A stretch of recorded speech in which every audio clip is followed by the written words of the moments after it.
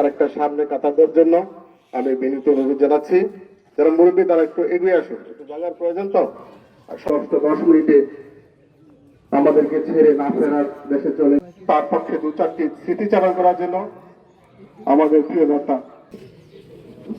কাতারটা সোজা হলো না। বড় ছেলে মোহাম্মদ আব্দুল আল্লাহু আকবার। আল্লাহু আকবার। রাহমাতুল্লাহ। আসসালামু আলাইকুম ওয়া রাহমাতুল্লাহ।